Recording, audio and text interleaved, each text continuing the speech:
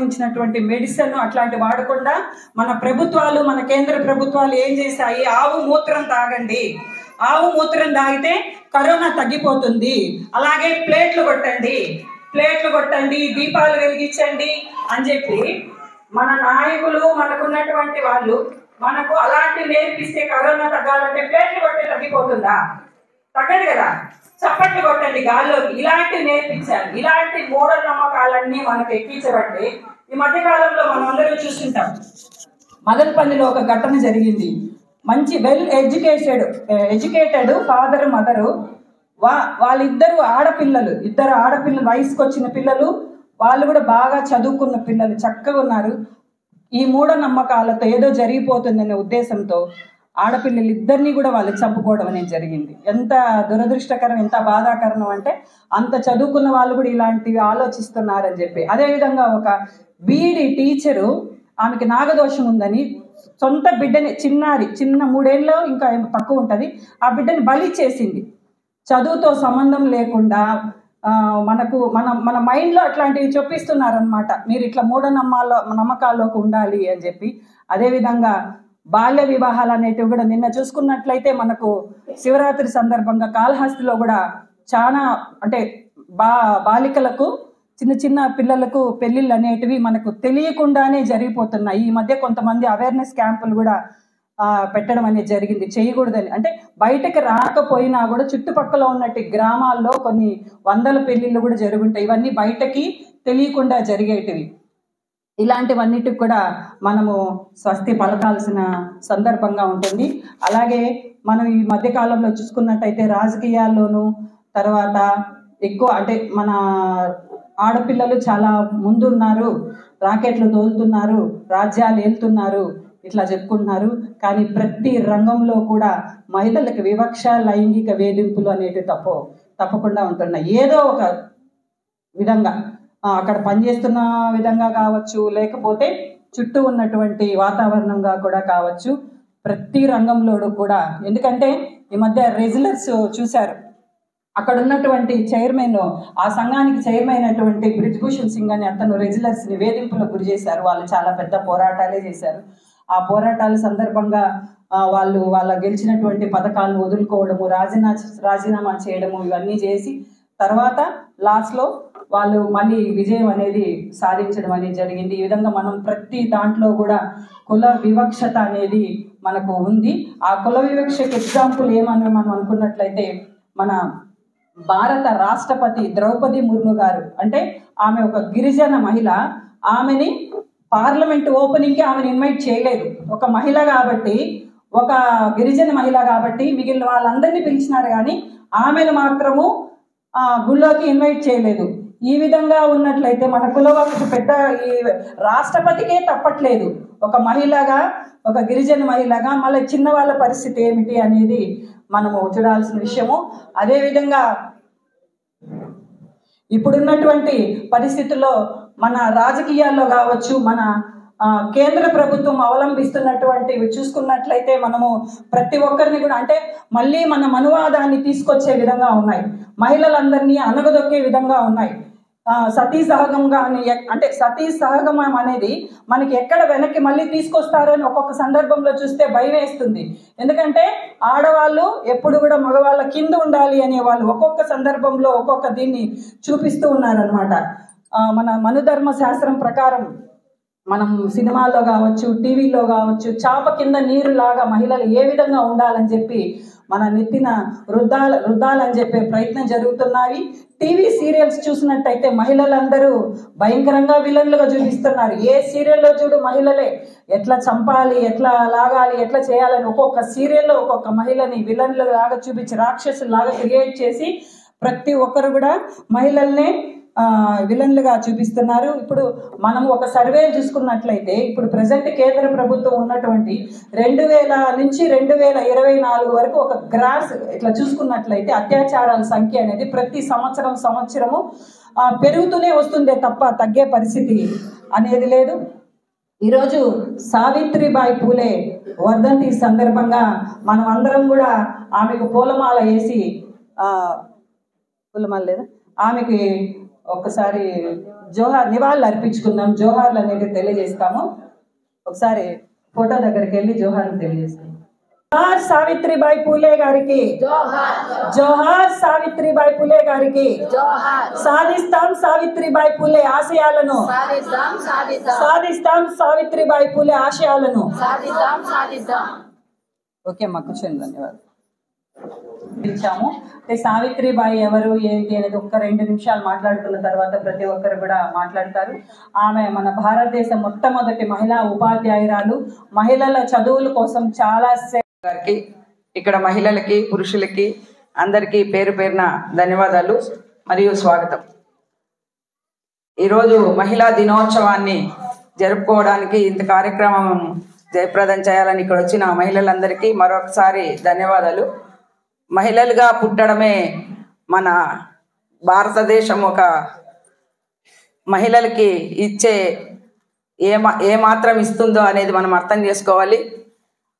మహిళలు ఏ ఇంట్లో ఆనందంగాను సంతోషంగా ఉంటే ఆ ఇల్లు చాలా అన్ని భోగభాగ్యాలతో ఉంటారనేసి మన పెద్దలు చెప్పారు. ఇప్పుడు ఆ పరిస్థితి ఎక్కడ కూడా లేదు. దానికి మహిళల్ని ఏదైనా కొత్త పని చేయాలన్నా, ఎక్కడికన్నా వెళ్ళాలన్నా కొన్ని మూఢనమ్మకాలు ఉన్నాయి. కొందరు విడో ఉన్నది, ఒక పని జరగలేదనేసి మన మహిళలుగానే అనుకుంటాం. అదన్నీ అబద్ధం. అదేవిధంగా ముందు పురాతన కాలంలో మహిళలు ముసుగు కప్పుకొని రావాలి, మరి నువ్వు చిన్నగా నడచాలి, పరిగెత్తకూడదు, తల దించుకొని వెళ్ళాలి అనేది గత 50 ఏళ్ల క్రితం ఉండేది. ఇప్పుడు అలా లేదు. మనలో చైతన్యం అనేది వచ్చింది. ఈ చైతన్యం అనేది మనము విచ్చలవిడిగా తిరగడానికి కాదు, దాన్ని సమాజానికి ఉపయోగపడేలాగా మనం ఉండాలనేసి మనం అనుకోవాలి. అదేవిధంగా గ్రామ స్థాయిలో కానీ పని ప్రదేశాల్లో కూడా మహిళలకి ఎలాంటి హక్కులు కానీ లేవు. పని ప్రదేశంలో వాళ్ళు చేస్తున్న ఏమైనా అరాచకాలు వస్తే ప్రశ్నించే తత్వం కూడా మన వాళ్ళకి లేదు. అది ఏదో లేకపోతుందిలే అనే విధంగా తీసుకుంటూ ఉంటారు. అదేవిధంగా గ్రామ స్థాయిలో మహిళలకు సమన్వయ కమిటీలు ఏర్పాటు చేయాలనేసి ఎప్పుడో జీవో కూడా ఉంది. ఇంతవరకు ప్రభుత్వాలు కూడా ఆ సమన్వయ కమిటీలు ఏర్పాటు చేసే పరిస్థితి కూడా లేదు. ఒక సమన్వయ కమిటీగా ఏర్పాటు చేసుకొని అన్ని సంఘాలు కలుపుకొని కమిటీలు ఏర్పాటు చేసుకొని అక్కడ వచ్చే ఆ గ్రామంలో వచ్చే సమస్యలు పరిష్కరించుకోవడానికి ఆ మహిళలు ముందుంటే బాగుంటుందనేసి మనం ఎన్నోసార్లు చెప్పుకోవడం అనేది జరిగింది. కానీ ఆ మహిళలు ఆ విధంగా జరగట్లేదు. కానీ ఈరోజు మహిళల హక్కుల గురించి మాట్లాడితే మనకు స్వేచ్ఛ హక్కు ఒకటి ఉంది, ఓటు హక్కు ఒకటి ఉంది. అలా హక్కులు నామమాత్రంగానే ఉన్నాయి, కానీ అవి అమలు చేసే దాంట్లో మనకు వెనుకనే ఉన్నాము. అందువల్ల ఈరోజు జరుగుతున్న మహిళా దినోత్సవంలో మన ఎలాంటి స్పందన అనేది కూడా మన వాళ్ళకి లేదు. కానీ మహిళలను మహిళలుగా గౌరవించుకుంటే అదే ముఖ్యమైనది. మహిళల పైన మహిళలు ఒక విధమైన కక్ష సాధింపుల చర్యలు అనేది జరుగుతూ ఉంటాయి. అవి మానుకోవాలి. ప్రతి సాటి మహిళకు మనం సహాయంగా ఉండాలి. ఆమె చేస్తున్న ప్రతి పనిలోనూ ఉత్సాహపూరితంగా ఉండాలి. అదే చదువుకున్న పిల్లలు వాళ్ళు చదువుకునే డ్రెస్ కోడ్ అవన్నీ అంటున్నారు. కానీ డ్రెస్ కోడ్ వాళ్ళు స్వేచ్ఛగా వేసుకునే డ్రెస్ కోడ్లో కూడా మన వాళ్ళందరూ తప్పులు పడుతుంటాం. మనమే మహిళలే తప్పులు పడుతుంటాం. అలా జరగకూడదు. అదేవిధంగా ఈరోజు జరుగుతున్న ఈ మహిళల అత్యాచారం కింద ఎన్నో జరిగాయి. ఆ అత్యాచారానికి చట్టాలు కానీ ఎలా మహిళలపైన ఆ చట్టాలు పరిష్కరించే దారిలో లేవు కాబట్టి వాటిని వెంటనే పరిష్కరించుకునేదానికి మనం ఒక ముందుండాలి. ఈరోజు జరుగుతున్న సమాజంలో చాలా మార్పులు అనేది ఉన్నాయి. గతంలో అయితే 10 ఏళ్లకే పెళ్లిళ్ళు జరిగేవి. ఇప్పుడు 21 వయసు మన వివాహము గవర్నమెంట్ నిర్ణయించింది. అదేవిధంగా చాలామంది బాల్య వివాహాలు చేస్తున్నాయి. బాల్య వివాహాలని అరికట్టాలనే విషయంలో కూడా మహిళలు ఆ రోజు చేసుకున్న పోరాటం వల్ల మహిళా చట్టాలు కొన్ని మనం నెరవేర్చుకున్నాము. అవి అమలు చేయడంలో ప్రభుత్వాలు వెనుకందున్నాయి.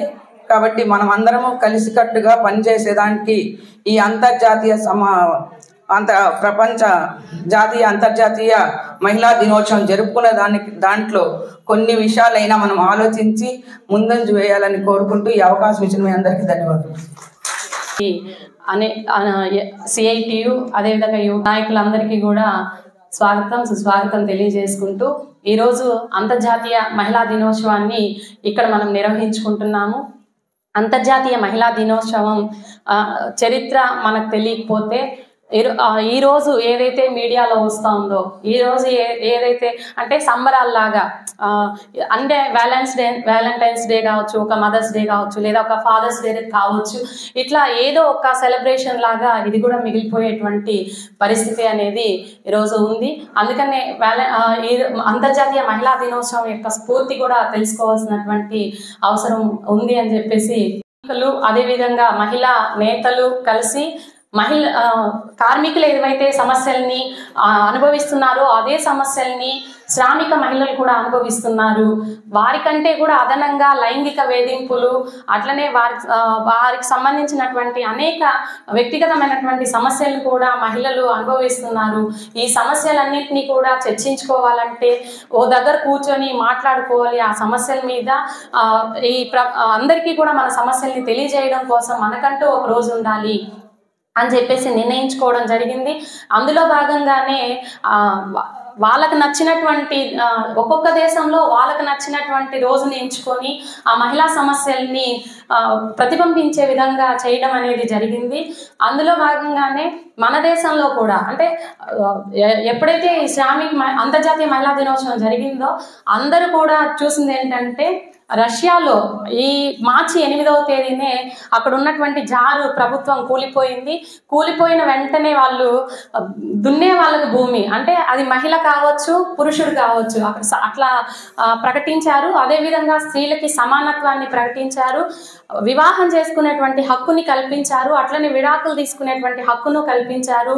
వివాహం కాకుండా పిల్లల్ని కంటే ఆ పిల్లలు కూడా మామూలుగా వివాహం చేసుకున్నటువంటి పిల్లలు ఏవైతే హక్కులు ఉంటాయో అదే హక్కుల్ని కల్పించడం అనేది జరిగింది. అట్లనే మెటర్నిటీ సెలవులను కూడా వాళ్ళు ప్రకటించారు. ఇవన్నీ ప్రకటించడం అక్కడ జరిగిన తర్వాత అదే రోజున సాయంత్రం వాళ్ళు అంతర్జాతీయ మహిళా దినోత్సవాన్ని జరుపుకున్నారన్నమాట. ఇది ప్రపంచం మొత్తాన్ని కూడా ఆకర్షించింది, తమ వైపు చూసే విధంగా చేసింది. అంటే అక్కడ మహిళలకి ఇన్ని హక్కులు వచ్చాయి, వాళ్ళు ఆ మహిళా సమస్యల్ని చర్చించుకుంటున్నారు. కాబట్టి మనమందరం కూడా ఈ మహిళా సమస్యలు ఏవైతే ఉన్నాయో శ్రామిక మహిళా సమస్యలు, ఆ సమస్యల్ని మనం కూడా పరిష్కరించుకోవాలంటే మనం కూడా అంతర్జాతీయ మహిళా దినోత్సవాన్ని జరుపుకోవాలనుకున్నారు. అంతేకాకుండా సోషలిస్టు దేశాల్లో ఉన్నటువంటి మహిళా నాయకులే కృషి ఫలితంగా ఐక్యరాజ్య సమితిలో పెట్టి అందరూ కూడా మహిళా ఏర్పాటుకి ఒక వేదిక. అయితే ఈరోజు మనకు మీడియా కావచ్చు, లేకపోతే వచ్చేటువంటి సోషల్ మీడియా కావచ్చు, వీటన్నింటిలో కూడా ఏంటంటే మహిళా దినోత్సవం అంటే మహిళలకి మీరు కొనుక్కునే చీరలు కావచ్చు, లేదంటే వస్తువులు కావచ్చు, మహిళా దినోత్సవ సందర్భంగా మీకు ఆఫర్స్ ఇస్తున్నాము, లేకపోతే సంబరాలు జరుపుకుందాము, డాన్సులు, ఆటల పోటీలు, కేక్ కట్టింగ్లు ఇట్లా తీసుకొచ్చేస్తున్నటువంటి నేపథ్యంలో ఇదంతా కూడా మనం తెలుసుకోవాల్సినటువంటి అవసరం ఉంది అని చెప్పేసి అనుకుంటున్నాము. అట్లనే మన దేశంలో చూసుకున్నట్లయితే మహిళలకి సంబంధించి ఒక రచయిత చెప్తారు, ఆడవాళ్ళు పుట్టరు, వాళ్ళని తయారు చేయబడతారు అని చెప్పేసి ఓల్గా చెప్తుంది. అంటే పుట్టేటప్పుడు ఆడ మగ అని చెప్పి తేడా ఉండదు, ఒకేలాగా పుడతారు. పిల్లలు పెరిగేటప్పుడు కూడా ఒకేలాగా పెరుగుతూ వస్తారు. అయితే ఆ పెంచే క్రమంలో ఆడపిల్లని నువ్వు ఆడపిల్ల అంటే ఆడపిల్ల ఎలా ఉండాలి అనేటువంటి అంశాలని చెప్పి ఆ అమ్మాయిని ఆడపిల్లగా తయారు చేస్తారే తప్ప లేకపోతే ఇద్దరు కూడా సమానంగానే పెరుగుతారు అనేటువంటి అంశాన్ని చెప్పడం జరిగింది. మన దేశంలో ప్రధానంగా ఏంటంటే మహిళల అనేక సమస్యల్ని అంటే గతం నుంచి కూడా మహిళలకి స్వేచ్ఛ, సమానత్వం, లేకపోతే ఉపాధి ఇవేవి కూడా లేనటువంటి పరిస్థితుల్లో ఉన్నింది. అలాంటి సందర్భంలో ఏంటంటే మహిళలందరూ కూడా స్వాతంత్రోద్యమం జరిగినటువంటి సందర్భంలో ఎక్కువ మంది మహిళలు పోరాటాల్లో కూడా పాల్గొనడం జరిగింది. ఎందుకంటే స్వాతంత్రం వస్తే మనకు సమానత్వం వస్తుంది, మనకు కూడా స్వేచ్ఛ వస్తుంది, మనకు ఉపాధి ఉంటుంది, మనం అన్ని రంగాల్లో ముందుకెళ్తాం అనేటువంటి ఉద్దేశంతో మహిళలందరూ కూడా పెద్ద ఎత్తున పోరాటాల్లో పాల్గొనడం అనేది కూడా జరిగింది. అయితే మహిళలు పోరాటంలో పాల్గొన్నారు. స్వాతంత్రం వచ్చింది. స్వాతంత్రం వచ్చి ఇన్ని సంవత్సరాలు అంటే దాదాపు 74 సంవత్సరాలు జరుగుతూ ఉంది. మరి మహిళల పరిస్థితిలో ఏమన్నా పురోగతి ఉందా అంటే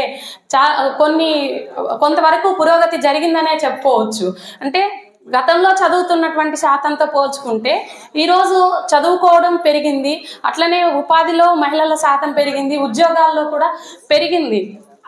అయితే వివక్షత చూసుకున్నప్పుడు మహిళల మీద నేటికి కూడా వివక్షత అనేది కొనసాగుతూనే ఉంది.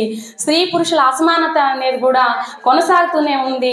అయితే ఈ కొనసాగుతున్నటువంటి దాన్ని మనల్ని పరిపాలిస్తున్న పాలకులు దాన్ని తగ్గించాల్సింది పోయి ఇంకా పెంచి పోషించేటువంటి పద్ధతి అనేది ఈరోజు మనకు స్పష్టంగా కూడా కనిపిస్తూ ఉంది.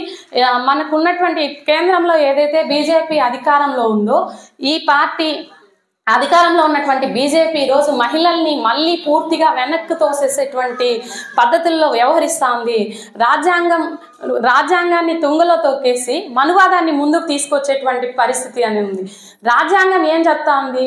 కులము, లేకపోతే లింగం, మతము, ప్రాంతము ఇట్లాంటివి ఏవి కూడా లేకుండా అందరూ సమానంగా ఉండేటువంటి హక్కు ఉంది. అదేవిధంగా స్త్రీలైనా పురుషులైనా కొన్ని హక్కులు బాధ్యతల్ని కేటాయించుకోవడం అనేది జరిగింది. అయితే మనువాదాన్ని తీసుకొచ్చి ఈరోజు ముందుకు దాన్ని తొక్కేసి మనువాదాన్ని తీసుకొస్తున్నారు. మనువాదం ఏం చెప్తా ఉంది అని చెప్పినప్పుడు ఆడపిల్ల పుట్టినప్పుడు తండ్రి సంరక్షణలో ఉండాలి, పెరిగి పెద్దయ్యే పెళ్లి చేసుకుంటే భర్త సంరక్షణలో ఉండాలి, ముసలి వాళ్ళు అయిపోతే పిల్లల సంరక్షణలో ఉండాలి, అంతేగాని స్త్రీలకి స్వాతంత్రం ఉండకూడదు, నా స్త్రీ స్వాతంత్రం అర్హతే అని చెప్పి ఒకే మాటలో స్త్రీకి స్వాతంత్రం లేదు అని చెప్పింది. అలాంటి మనువాదాన్ని ఈరోజు ముందుకు తీసుకొస్తున్నారు. అంతేకాదు స్త్రీ అనేది ఒక కామంతో కూడుకున్నటువంటిది. సొంత తండ్రి అయినా అన్నైనా ఒంటరిగా కూర్చొని స్త్రీలతో మాట్లాడకూడదు, చెడగొట్టేస్తారు అని చెప్పేటువంటి మాటని మనువాదంలో చెప్పున్నారు. అంతేకాకుండా వర్ణ వ్యవస్థ అని చెప్పేసి ఉంది. బ్రాహ్మణులు, తర్వాత క్షత్రియులు, వైశ్యులు, శూద్రులు. ఇందులో సంబంధించి కూడా ఏమంటే బ్రాహ్మణుడు అనేవాడు బ్రాహ్మణ కన్యని పెళ్లి చేసుకోవచ్చు, మిగిలిన 3 వర్ణాల్లో ఉన్నటువంటి మహిళలతో సంబంధం పెట్టుకోవచ్చు, నేరం కాదని చెప్పింది. అట్లనే క్షత్రియుడు కూడా అంతే, క్షత్రియ కన్యని పెళ్లి చేసుకోవచ్చు, కింద ఉన్నటువంటి 2 కులాల్లో ఉన్నటువంటి మహిళలతో సంబంధం పెట్టుకోవచ్చు, వాళ్ళకు శిక్షార్హులు కాదు.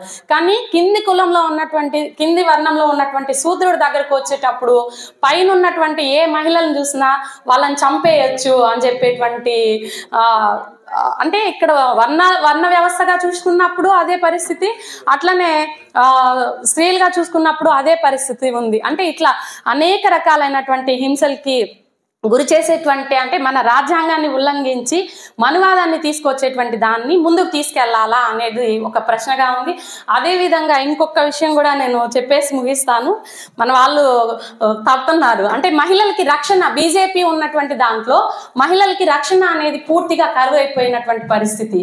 మన అందరికీ తెలుసు ఆసిఫా ఘటన జరిగింది. ఒక చిన్న 5 ఏళ్ల అమ్మాయిని అత్యాచారం చేసి హత్య చేస్తే ఆ పాపని హత్య చేసినటువంటి వ్యక్తులకి సపోర్ట్ గా బీజేపీ వ్యవహరించింది. అదే విధంగా ఉన్నావులో ఉన్నటువంటి ఒక అమ్మాయిని అత్యాచారం చేస్తే అక్కడ యోగి ప్రభుత్వంలో ఉన్నటువంటి ఎమ్మెల్యే మనుషులు ఆ కుటుంబం మొత్తాన్ని హత్య చేసేసి ఆ అమ్మాయిని కూడా చంపేసినటువంటి పరిస్థితి. అంటే ఇదే కాదు, మన రెజ్లింగ్ అమ్మాయిలు మా మీద మమ్మల్ని లైంగికంగా వేధించాడు అంటే అక్కడ ఉన్నటువంటి మంత్రిని అతన్ని కూడా రక్షించేటువంటి పద్ధతుల్లో వ్యవహరించారు. వాళ్ళు ఉన్నటువంటి మంత్రులు కావచ్చు, వాళ్ళ అధికారంలో ఉన్నటువంటి వాళ్ళందరూ కూడా ఈ మనువాదాన్ని తీసుకొచ్చి మహిళల పట్ల చాలా చిన్న చూపుగా వ్యవహరిస్తున్నటువంటి పరిస్థితి అనేది ఉంది ఈరోజు. కాబట్టి దాన్ని కూడా మనము వ్యతిరేకించాల్సినటువంటి అవసరం అనేది ఉంది అని చెప్పేసి తెలియజేసుకుంటున్నాము.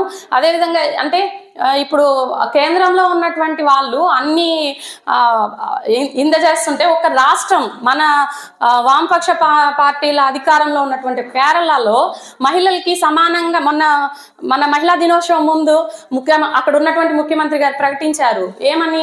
మహిళలకు కూడా మేము సమానమైనటువంటి వేతనం ఇస్తాము పనిచేసేటువంటి మహిళలకు అని చెప్పేసి చెప్పడం అనేది జరిగింది. అట్లనే స్కూల్ పిల్లలకి యూనిఫామ్ కూడా అబ్బాయిలైనా అమ్మాయిలైనా ప్యాంట్ షర్ట్లే వేసుకోవాలి. ఎందుకంటే ఈరోజు అమ్మాయి గౌన్ వేసుకోనో లేకపోతే మామూలుగా ఉంటే అమ్మాయిగా కనిపిస్తుంది. ఇద్దరు ఒకేలాగుంటే ఒకే రకమైనటువంటి ఇది ఉంటది. కాబట్టి ఆ విధంగా ఉండేటువంటి పద్ధతుల్లో వాళ్ళు చేశారు. ఈరోజు మహిళలు కావచ్చు లేదంటే ఏదైనా సరే వెనక్కి లాగడంలో కులం కూడా ప్రధానమైనటువంటి పాత్ర పోషిస్తుంది. అక్కడ ఉన్నటువంటి వాళ్ళు 143,000 మంది పిల్లలు కూడా మాకు క్యాస్ట్ వద్దు అని చెప్పేసి చెప్పారు. అంటే ఇట్లా ఈ విధంగా ఒక రాష్ట్రం చేయగలిగినప్పుడు దేశం మొత్తం అధికారంలో ఉన్నటువంటి వాళ్ళు వ్యవహరించేటువంటి పద్ధతి కూడా బాగలేదు. కాబట్టి ఇప్పుడు ఏవైతే నేను చెప్పిన సమస్యలు ఇంకా కూడా లైంగిక వేధింపులు కావచ్చు, హింస కావచ్చు, పని ప్రాంతాల్లో అనేకమైనటువంటి సమస్యల్ని ఎదుర్కొంటున్నారు. ఈ సమస్యలన్నింటినీ కూడా ఈ వేదికగా చర్చించుకొని ఆ సమస్య పరిష్కారం దిశగా ముందుకు వెళ్ళాలని చెప్పేసి నాకు ఈ అవకాశం ఇచ్చినందుకు మీ అందరికీ పేరు పేరున ధన్యవాదాలు తెలియజేసుకుంటూ థ్యాంక్ యూ వెరీ మచ్. అంటే అప్పటికి గతంలోకి ఇప్పుడు చూసుకుంటే చాలామంది చదువుల్లో కావచ్చు, ఉద్యోగాల్లో కావచ్చు, కొన్ని పోరాటాల్లో కావచ్చు, అంతా కూడా చాలా వరకు మార్పులు ముందంజలో ఉన్నారు. అయితే ఈరోజు చట్టాలు కానీ చూసామంటే కాగితాలకే పరిమితంగా ఉంది తప్ప మహిళల పట్ల ఆ చట్టాలు అమలు చేసే దాంట్లో మాత్రము వచ్చే ప్రభుత్వాలు కావచ్చు, చట్టాలు కావచ్చు, అంతా కూడా వెనకబడి ఉన్నాయని చెప్పేసి మనం అనుకోవాలి. ఎందుకంటే మనకి గృహహింస చట్టము వచ్చినప్పుడు ఏమనుకున్నారంటే, అబ్బా ఏదన్నా ఒక సమస్య వస్తే మహిళకి బ్రహ్మాండమైన చట్టం ఒకటి వచ్చింది, మనం కానీ ఈ చట్టం వల్ల చాలా మంది మహిళలు చాలా కష్టాల నుంచి బయటపడతారని చెప్పేసి అనుకోవటం జరిగింది. అయితే ఈరోజు గృహహింస చట్టం కేసులు కానీ చూసామంటే నామకావాసి అవిటి కేసు నమోదవ్వాలి అని అంటే అక్కడ పోలీసులకి తెలియదు, ఎస్ఐలు సిఐలకు కూడా ఎవరు పెట్టాలి ఆ కేసు అనేది కూడా ఈరోజు తెలియని పరిస్థితిలో చాలా మంది పోలీసు వ్యవస్థ ఉంది. అట్లాంటి కేసులు పోయి మామూలు మహిళలు పెట్టుకోవాలంటే కూడా వాళ్ళకి ఆ పరిస్థితి కూడా లేని పరిస్థితి కూడా మనము ఈరోజు చూస్తున్నాము. అట్లా చాలామంది మహిళలు పోలీస్ స్టేషన్ చుట్టూ తిరుగుతూ ఉంటారు. ఎక్కువ శాతం మహిళా పోలీస్ స్టేషన్లో కితకితలాడుతూ ఉంటారు. ఏ స్టేషన్కి పోయినా వాళ్ళందరినీ కూడా మీరు మహిళా పోలీస్ స్టేషన్కి పోండి, వెంటనే మీకు న్యాయం జరుగుతుంది అంటారు. వాళ్ళు మహిళా పోలీస్ స్టేషన్కి పోయిన తర్వాత మామూలు మహిళలే ఎక్కువ శాతం మంది ఏం మాట్లాడతారంటే, పోలీస్ స్టేషన్కి పోయింది, ఈ అమ్మాయి ఎంత తెగించేసింది, పోలీస్ స్టేషన్కే పోయింది అనేసి చాలామంది మాట్లాడుతూ అంటారు. కానీ ఆ అమ్మాయి పోలీస్ స్టేషన్కి పోయింది అని అంటే చావును తప్పించుకొని పోయి ఉంటుంది కదా అనేది మనం ఎవరు చాలామంది ఆలోచన చెయ్యం. ఆ స్టేషన్కి పోయిన తర్వాత చాలామంది మాట్లాడే విషయాలు చాలా తక్కువగా మాట్లాడుతూ అంటారు. ఆమెకి రక్షణ కల్పించే దాంట్లో కూడా పోలీసులు అట్నే వ్యవహరిస్తారు. ఏదో ఒక రకంగా పిలిచి మధ్యస్థాలు చేస్తాం, ఈ మధ్యస్థాలు చేసుకుని ఇంటికి పోండి అంటారు. ఇట్లాంటిది ఇదే కొర్లగుంట మనం చూసామంటే పద్మ అనే ఒక అమ్మాయి పోలీస్ స్టేషన్ చుట్టూ తిరిగితే పోలీసు వాళ్ళు న్యాయం చేయకుండా ఆ అమ్మాయి భర్తగాడికి పంపించాలని చెప్పి ఇంట్లో వాళ్ళు కూడా పరువు పోతుంది, పరువు కోసం పాకుళ్ళాడాలి, ప్రాణం పోయినా పర్వాలేదని చెప్పేసి ఆ అమ్మాయిని ఇంటికి పంపిస్తే ఆ అమ్మాయిని వాడు చంపేసి సూట్ కేసులో పెట్టేసి తీసుకొచ్చి చెర్లు వేసిన పరిస్థితి కూడా ఇదే తిరుపతిలో మనం చూసాం. అట్లాంటి కేసులు చూసామంటే చాలా వరకు ఉన్నాయి. అయితే ఎక్కడ మహిళని ఎవరు రక్షిస్తున్నారు? చట్టాలు కావచ్చు, లేకపోతే కనీసం మన ఇంట్లో అయినా మనం ఆడబిడ్డను కనిన తర్వాత స్టేజ్ మీద ఉన్నటువంటి మహిళా నాయకురాళ్ళు, ఇక్కడ ఇచ్చేసినటువంటి వివిధ సంఘాల నాయకులు నాయకురాళ్ళు, అలాగే మాకు పెద్దన్నయ్యలాగా ఉన్నటువంటి సిఐటియు రాష్ట్ర కార్యదర్శి మురళి అన్న గారికి అందరికీ కూడా హృదయపూర్వక నమస్కారాలతో పాటు అంతర్జాతీయ మహిళా దినోత్సవ శుభాకాంక్షలు తెలియజేస్తున్నాను. ఈరోజు మనం అంతర్జాతీయ మహిళా దినోత్సవం రాష్ట్ర వ్యాప్తంగా, దేశవ్యాప్తంగా, ప్రపంచవ్యాప్తంగా కూడా జరుపుకుంటున్నారు. మహిళా దినోత్సవం జరుపుకోవడానికి మనమంతా ముందుకు వస్తున్నాము అంటే దాని వెనక కూడా చాలా మంది పురుషులు ఉన్నారు. ఉత్త మహిళలే కాదు, మనల్ని ముందుకు పంపిస్తున్నటువంటి పురుషులకు కూడా ఈరోజు నేను శుభాకాంక్షలు తెలియజేస్తున్నాను. మన వెనక వాళ్ళు ఉన్నారు కాబట్టే మనం ధైర్యంగా ముందుకు వస్తున్నాము. ఈ మహిళా దినోత్సవ ప్రత్యేకత, ఒకప్పట్లో మహిళలు, ఇందాక చాలామంది చెప్పారు, సతీ సహగమనము, లేకుంటే విధవలైన తర్వాత మహిళలు సమాజంలోకి రాకూడదని, లేకుంటే భర్త చాటునే ఉండాలని, లేకపోతే ఇంటి పట్టునే ఉండాలని చెప్పి చాలామంది మహిళల్ని అణిసివేశారు. చదువులు లేవు, సమాజంలో ఎలా బ్రతకాలో తెలియదు. కొన్ని అగ్రవర్ణాల వాళ్ళు మరింత దీనికి ఆజ్యం పోస్తూ బ్రాహ్మణులు మాత్రమే చదువుకోవాలి, మిగతా ఎవరూ చదువుకోకూడదు అన్న సందర్భంలో జ్యోతిరావు గారు పూలే తన భార్యని మొదటి ఉపాధ్యాయురాలుగా తనే ప్రపంచానికి పరిచయం చేశారు. ఈరోజు సావిత్రిబాయి పూలే తెలుసుకోవాల్సినటువంటి సుదినం కూడా. కాబట్టి వాళ్ళ శ్రమ, వాళ్ళ త్యాగం వృధా కాకూడదు అంటే ప్రతి మహిళ కూడా తన హక్కును తెలుసుకొని ముందుకు రావడానికి అందరూ కూడా సన్నిద్ధం కావాలి. ఈరోజు ఎన్నో రంగాలలో మహిళలు ముందుకొచ్చారు. స్వీపర్ దగ్గర నుంచి స్పేస్ సెంటర్ వరకు, ఫార్మర్ దగ్గర నుంచి prime minister, president of India వరకు, డాక్టర్ నుంచి యాక్టర్ వరకు అన్ని రంగాల్లో కూడా మహిళలు ఈరోజు ముందుకొచ్చారు.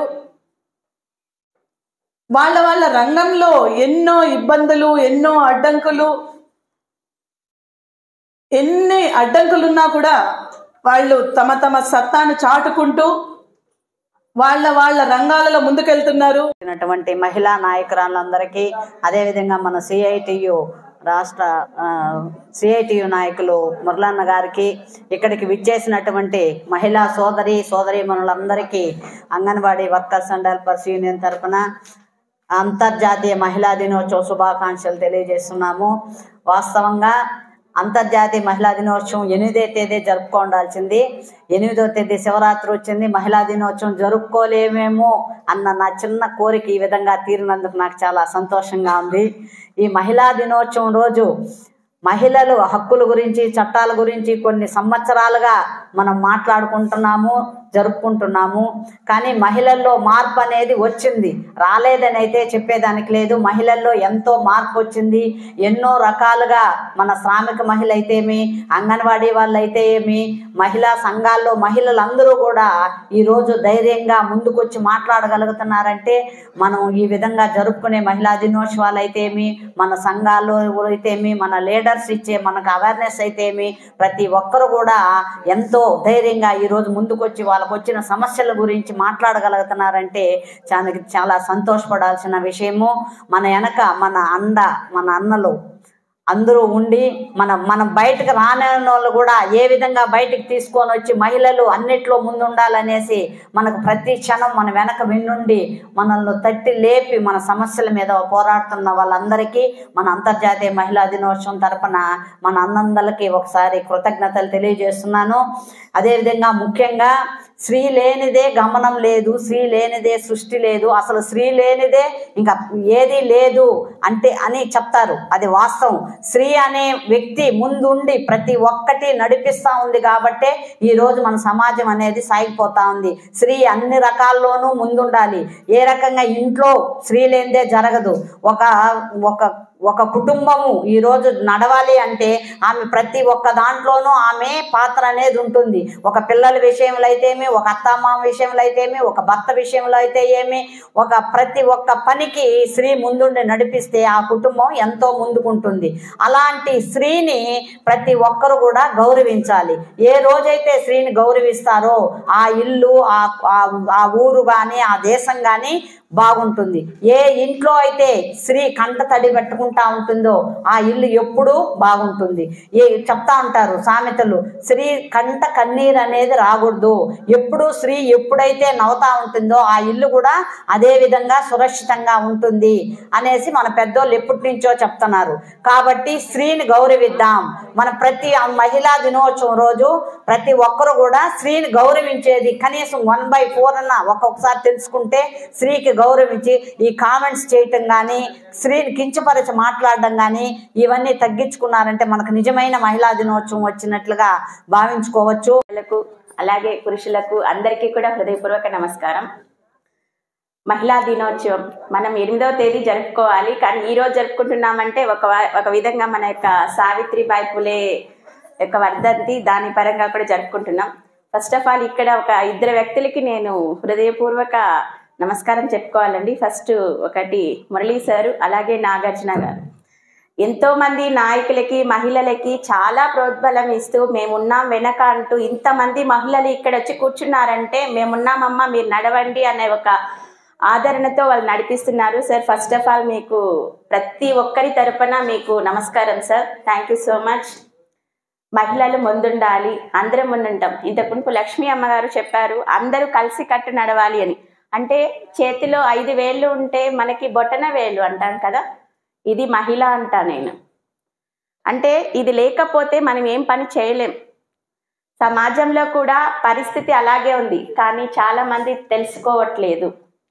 ఎందుకు తెలుసుకోవట్లేదు? ఎప్పుడు అక్కడే ఉండాలా, ఎప్పుడు కూడా నువ్వు అక్కడే ఉండాలా. మనం రోజుగారి ఒక్కొక్క పని చేస్తుంటే కూడా వంట దగ్గర నుంచి మార్నింగ్ నిద్ర లేచినప్పటి నుంచి చేసే పనికి లెక్క కడితే వాళ్ళు ఎంతైతే నెలకి 50,000 రూపాయల నుంచి 1,00,000 రూపాయలు సంపాదించినా మనకి దానికి 2 డబ్బు కట్టించాలి మనకి. అవునా కాదా? అంటే ఒక పని చేయడంలో ఒక పని మనిషిని పెట్టినా, బట్టలు ఉతకడం దగ్గర నుంచి ఇల్లు ఊడ్చే దగ్గర నుంచి ఏ పని చేసినా వాళ్ళు 50,000 సంపాదిస్తే మనకి 1,00,000 రూపాయలు ఇవ్వాలి. అదే ఇంటికి వస్తే మనం ఏ విధంగా దాన్ని మనము అడుగుతున్నాము అంటే ఇది ప్రతి ఒక్క ఇంట్లో కూడా ఉన్నటువంటి సమస్యే.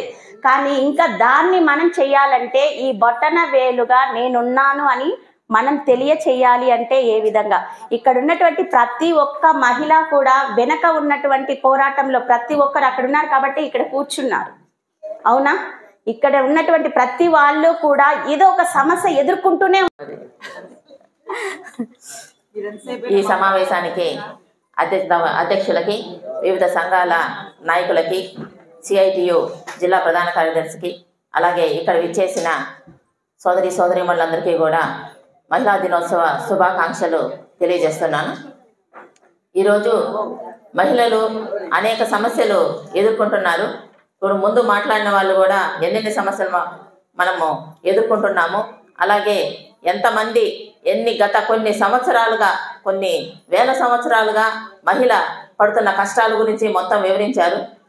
ఈరోజు ఆధునిక పరిస్థితుల్లో కూడా, ఆధునిక తరం అని చెప్పుకుంటున్నాం మనమంతా, ఆధునిక సమాజంలో కూడా మహిళ ఏ రకంగా ఉంది, ఆ రోజుకి ఈ రోజుకి మన జీవన విధానంలో ఏమైనా తేడా వచ్చిందా అని ఒకసారి మాట్లాడుకోవాలా. ఈ అంతర్జాతీయ మహిళా దినోత్సవం అనేది మహిళల హక్కుల కోసము, శ్రామిక మహిళ, ముఖ్యంగా శ్రామిక మహిళకి ఏమేమి హక్కులు ఉండాలా, వాళ్ళు ఎలాంటి జీవన విధానం ఉండాలి అనేసి నిర్ణయించి మాట్లాడుకునే ఒక రోజు. కానీ ఈరోజు అది ఒక ఈవెంట్గా మారిపోయింది. మనం రోజు టీవీల్లో చూస్తున్నాం. టీవీల్లో ఏ రోజైనా ఈ మహిళా దినోత్సవం రోజు ప్రోగ్రాములు జరిపినారు. అసలు మహిళలకి ఎటువంటి సమస్యలు లేవు, ఎటువంటి కష్టాలు లేవు అన్నట్టుగా ఆ ఈవెంట్స్ చూస్తుంటే అబ్బా మహిళలు ఇంత బాగున్నారా అన్నట్టుగా మనకు అనిపిస్తుంది.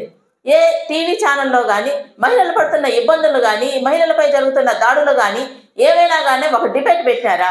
ఎవరైనా పిలిచి కాదు చర్చించడం అనేది జరిగిందా అనేది ఒక ముఖ్య అంశము. ఎందుకంటే అంతర్జాతీయ మహిళా దినోత్సవం అంటే ఒక సంవత్సర కాలంలో మహిళలు ఈ సంవత్సర కాలంలో మనం ఏమి చెయ్యాలి, మనం ఏమి సాధించాలనుకుంటున్నామో అని కొన్ని నిర్ణయాలు తీసుకొని వచ్చే సంవత్సరము వాటిలో ఎంతవరకు మనం నెరవేర్చాము, ఎన్ని వరకు మనం సాధించాము అనేసి మనము గుర్తు చేసుకోవాల్సిన రోజు. అంతేగాని ఇది ఒక పండుగ కాదు, ఇది ఒక ఈవెంట్ కాదు. ప్రస్తుతం మన సమాజంలో మహిళల పట్ల వివక్ష అనేది చాలా ఎక్కువగా ఉంది. అసలు అసమానత, లింగ అసమానత, పురుషునికి స్త్రీకి చాలా అసమానత అనేది కొనసాగుతున్నది, అనాదిగా కొనసాగుతుంది. అది ఇప్పుడున్న సమాజంలో కూడా అది అట్లే కొనసాగుతూ ఉంది. ఎందువల్ల చదువుకుంటున్నారు, మన ప్రభుత్వాలు చెప్తున్నాయి మహిళలకు మేము పెద్దపీట వేశాము, మహిళా సాధికారత కోసం ఎన్నెన్నో కార్యక్రమాలు చేస్తున్నాము, మహిళలు అన్నిటిలోనూ ముందంజలో ఉన్నారు, అన్ని రంగాల్లో రాణిస్తున్నారు అని ప్రభుత్వాలు ఒక పక్క ఊదలు కొడుతున్నాయి. మనం నిజమేనా అనుకుంటే కొంతవరకు మహిళలు అన్ని రంగాల్లో ఉన్నారన్నది వాస్తవం. మహిళలు ప్రధానమంత్రిగా చేశారు, ఇప్పుడు రాష్ట్రపతిగా చేశారు, స్పీకర్గా చేశారు, ఎమ్మెల్యేలు, మంత్రులు, నేవీ, ఎయిర్ ఫోర్స్, మిలిటరీ, మన ఇంజనీరింగ్లు, డాక్టర్లు అనేక రకాలుగా ఉన్నారు. కానీ మన సమాజంలో, మన భారతదేశంలో 130 కోట్ల మంది ప్రజలుంటే అందులో 65 కోట్ల మంది మహిళలుంటే ఆ 65 కోట్ల మహిళలలో ఎంతమంది ఉన్నారు అనేది ప్రశ్న. ఒకళ్ళు ఇద్దరు ఉండి అంటే సమాజం మొత్తం మహిళలంతా అభివృద్ధి అయిపోయినారు, మహిళలంతా చైతన్యవంతులు అయిపోయినారు, మహిళలందరికీ ఉద్యోగాలు వచ్చేసినాయి అని కాదు కదా. 65 కోట్ల మందిలో మహిళలు ఎంతమంది భద్రత కలిగిన ఉద్యోగాల్లో ఎంతమంది ఉన్నారంటే ప్రభుత్వం చెప్పే లెక్కల్లోనే 15.9% మంది మాత్రమే ఉద్యోగ భద్రత కలిగిన రంగాలలో మహిళలు పనిచేస్తున్నారు. మిగిలిన వాళ్ళంతా 90% మంది అసంఘటిత రంగం, అంటే ఉద్యోగ భద్రత లేదు. ఈ రోజు ఉద్యోగానికి వెళ్తే మన జీతం వస్తుంది, రేపు ఉద్యోగానికి వెళ్తే జీతం వస్తుంది, ఎల్లుండి ఆ కాంట్రాక్టర్ పెట్టుకుంటాడో లేదో తెలియదు, ఉద్యోగం ఉంటుందో లేదో తెలియదు. అటువంటి అభద్రతా భావంలో మహిళ ఈ రోజు 90% మంది పనిచేస్తున్నారు అనడంలో అతిశయోక్తి కాదు. ఇప్పుడు ఈ వివక్ష రూపాలు ఎలా ఉన్నాయంటే, ఇప్పుడు మన భారత రాష్ట్రపతిగా చేశాము, ముర్ము గారు ఉన్నారు, మనం ఇందిరాగాంధీ ప్రధానమంత్రిగా చేశారు, ఒక 3-4 రాష్ట్రాలలో ముఖ్యమంత్రులుగా చేశారు. అంటే వాళ్ళకి రాజ్య పరిపాలన అనేది వచ్చు, మేము కూడా పురుషులతో సమానంగా రాజ్య పరిపాలన చేయగలము అని నిరూపించారు. కానీ ఈ రోజుటి వరకు కూడా టీటీడీలో తిరుపతి దేవస్థానంలో ఈవోగా మహిళకు ఎందుకు ఇవ్వలేదు, జేఈఓగా కూడా ఒక మహిళను ఎందుకు నియమించలేదు అనేసి మనం ఈ సభ వేదిక నుంచి నేను అడుగుతున్నాను అనమాట. ఎందుకంటే మహిళలు అన్ని రంగాల్లో ఉన్నారు. ఐఏఎస్లకి ఏమన్నా పొదువా? ఈ మధ్య 8-9 సంవత్సరాల కాలంలో చూస్తే 60-60% ఐఏఎస్లు మహిళలు టాపర్లుగా ఉన్నారు. ఎందుకంటే ఇది మనం చెప్తున్న నివేదిక కాదు, ప్రభుత్వం చెప్తున్న నివేదికలే. 60% మహిళలు ఐఏఎస్లు చాలా టాపర్లుగా మహిళలు వస్తున్నారు. అటువంటప్పుడు రాజ్యాంగ మొత్తం పరిపాలనా పరంగా చేయగలిగిన మహిళ టీటీడీని సంపాదించలేదా?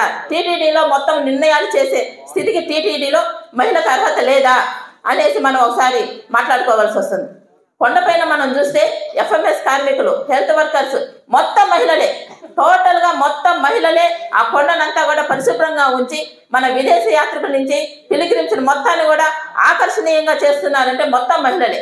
అటువంటి మహిళలు వాటికైతే పనికొస్తారు, పరిపాలన విధంగా అయితే మంచి మంచి పోస్టులకైతే మహిళలు పనికిరారా?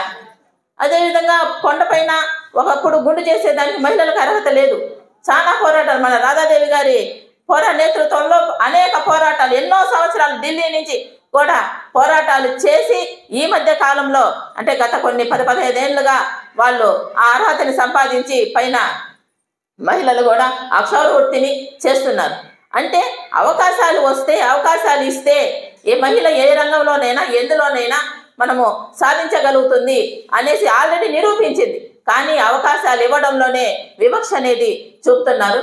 ఇప్పుడు క్రీడలు ఉన్నాయి, క్రీడల్లో మొత్తం ఎంతమంది మనము క్రీడాకారులుగా ఎదుగుతున్నారు అనేసి ఒకసారి ఆలోచిస్తే ఎందుకు ఎదగలేకపోతున్నారు అని కూడా ఆలోచన చేయాలి. ఎందుకు ఎదగలేకపోతున్నారు అంటే వాళ్ళకు సంబంధించి మైదానాలలో సరైన సౌకర్యాలు లేవు, కోచ్లుగా ఉండేవాళ్ళు మహిళలు లేరు, పురుషులు కోచ్లుగా ఉండటం వల్ల అక్కడ వాళ్ళకు లైంగిక వేధింపులు అనేవి చాలా ఎక్కువైపోతున్నాయి. కానీ మహిళా కోచ్లే ఉంటే ఆ రకంగా మహిళల్ని పైకి తీసుకురావడంలో అనేక రంగాలుగా చేయడంలో ఉపయోగపడుతుంది. అది కాకుండా ప్రజల్లో ఒక క్రికెట్ ఉంది, మహిళా క్రికెట్ టీం ఆడుతూ ఉంటారు, పురుషులు ఆడుతూ ఉంటారు. కానీ మహిళలు ఆడే క్రికెట్కి ఆదరణ లేదు. అదే పురుషులు వన్డేలాన్ని, T20లాన్ని, ప్రపంచ కప్ అని అన్ని పనులు అసలు క్లోజ్ చేసేసి టీవీల దగ్గరే కూర్చొని ఆదరిస్తారు. మహిళలు ఆడేది కూడా ఆటే కదా, ఒకే ఆట, వాళ్ళకి ఒకే నియమాలు ఉంటాయి, వీళ్ళకి ఒకే నియమాలు ఉంటాయి, ఆట నియమాలు అలాగే ఆడతారు. అంటే మహిళలు ఆడితే ప్రోత్సహించే వాళ్ళు కూడా ఈ సమాజంలో కరువైపోయిన పరిస్థితుల్లో మనం ఉన్నాము. ప్రతిరోజు చూస్తే మహిళల పైన హింస అనేది చాలా ఎక్కువైపోతుంది. రోజు రోజుకి చిన్న పిల్లల నుంచి పెద్దల వరకు కూడా మొత్తం హింస, వివక్ష మొత్తం కూడా ఇవి వస్తున్నాయి. దీనందరికీ కూడా కారణము ఏంది అని ఒకటి మనం ఆలోచించాలి. చదువుకున్న వాళ్ళైనా చదువుకోలేని వాళ్ళైనా ఉద్యోగస్తులైనా ఉద్యోగం లేని వాళ్ళైనా ఎటువంటి వాళ్ళైనా మహిళ ఏదో ఒక ప్రదేశంలో లైంగికంగా వేధించబడుతున్నారు, చాలా చిత్రహింసలకి గురి అవుతూ ఉన్నారు. దీనికి కారణం కూడా మనం ఆలోచించాలి. ఇన్ని సంవత్సరాలు మారుతున్నాయి. ఇప్పుడు సతీ సహగమనం పోయింది. ఇప్పుడు మనం వెళ్ళి వాళ్ళు ఇప్పుడు ప్రభుత్వాలు ఎన్ని సనాతన ధర్మాలు తీసుకొచ్చి సనాతన ధర్మం చేస్తున్నామో, అప్పుడు సతీ సహగమనం ఉంది. ఇప్పుడు మీరు వెళ్ళి మీ భర్త చనిపోయినాడు కాబట్టి మీరు కూడా చిట్టి మీద కూర్చోండి అంటే ఏ ఒక్క మహిళ కూడా కూర్చోదు. ఎందువల్లంటే ఆ తరాన్ని దాటి వచ్చేసాము. కొంచెం ఆ వివక్ష మనకి కొంచెం ఆలోచించే వివక్షణ అనేది మనకు ఉంది. కాబట్టి ఆ ఆలోచన శక్తిని మనం ఇంకొంచెం మెరుగుపరుచుకొని మనం ఇంట్లో నుంచే ఆ మార్పు అనేది రావాలి. మనకి ఇంట్లో పిల్లలు పుడతారు, అమ్మాయి అయినా అబ్బాయి అయినా ఒకే రకంగా మనం పెంచుతున్నామా అనేసి ఒక్కసారి ఆలోచన చేసుకోవాలి. ఇంట్లో నుంచే మనం పనులు సపరేట్ చేసేస్తాం. ఇవి అమ్మాయిలు చేసే పనులు, ఇవి అబ్బాయిలు చేసే పనులు. ఎవరైనా అబ్బాయిలు చెత్తలు పొరపాటున తోస్తాను, రే నువ్వేమైనా అమ్మాయివారా అనేసి అంటారు. కానీ నేనైతే పాఠశాలలో అబ్బాయిల చేత కూడా తోపిస్తాను. చాలా మంది టీచర్స్ వ్యతిరేకిస్తారు, మేడం ఏంది మేడం అట్ట చేపిస్తున్నారు అని. మేడం సమాజం మారాలంటే ఎక్కడో ఒక చోట నుంచి మార్పు అనేది రావాలి. అది మన నుంచే కూడా మొదలైతే చాలా బాగుంటుంది అనేసి పనుల విషయంలో కానీ ఏ విషయంలోనైనా అబ్బాయిలు అమ్మాయిలను తేడా లేకుండా మనం ఇంట్లో పెంచగలిగితే కనీసం ఒక 15 ఏళ్ల తర్వాత అయినా ఆ తరం నుంచి అయినా కొంచెం మార్పు అనేది వస్తుంది. ఎందుకంటే ఇంట్లో అమ్మ అన్ని పనులు చేసి ఎంప్లాయ్ అయితే అన్ని పనులు చేసుకొని ఇంట్లో అత్తమామలను చూసుకొని భర్తకు అన్ని చేసి బిడ్డలకు అంతా చేసి పెట్టి అన్ని పనులు ఉద్యోగానికి వెళ్ళి ఉద్యోగాలు చూసుకుంటూ అన్ని నిర్వర్తిస్తూ ఉంది. ఇంట్లో పిల్లలు కూడా గమనిస్తూ ఉంటారు. ఇప్పుడు కొంతమంది పిల్లలు ఇళ్లలో సహాయం చేసేదానికి చాలా ముందు వస్తుంటారు. ఎందుకంటే అది మన పెంపకం. మనం మొదటి నుంచి కూడా పిల్లలకి అలా అలవాటు చేస్తున్నామంటే అమ్మాయి అయినా అబ్బాయి అయినా తల్లికి సహాయం చేయాలి, ఇంత కష్టపడతా ఉన్నారు ఇంట్లో మహిళలు అని వాళ్ళ గుర్తింపు అనేది వాళ్ళకి ఇంట్లో నుంచే వాళ్ళకి బిడ్డలకి తెలియజేయాలి. అటువంటప్పుడే వాళ్ళు పెద్దయినా కూడా వాళ్ళ భార్యలకి సహాయం చేసేదానికి ఆ లక్షణం అనేది వస్తుంది. ఇంట్లోనే మనం అలవాటు చేయకపోతే, తల్లి చేసే కష్టం గురించే మనము బిడ్డలకు తెలియజేయకపోతే ఎవరో బయట నుంచి వచ్చిన బిడ్డ, భార్యగా వచ్చిన బిడ్డ గురించి వాళ్ళు ఏం ఆలోచిస్తారు, ఏమి సహాయంగా ఉంటారు. కాబట్టి మన ఆలోచన తీరు, పిల్లల్ని పెంచే పద్ధతిలో మన ఆలోచన తీరు అనేది ముందు చాలా మారాలి. కాబట్టి ఎక్కడి నుంచైనా మనం చిన్న మార్పులు చేసుకుంటూ రాబోయే సమాజానికి మంచి ఆదర్శవంతమైన సమాజాన్ని నిర్మిద్దామని కోరుకుంటూ నాకు ఈ అవకాశాన్ని ఇచ్చినందుకు ధన్యవాదాలు.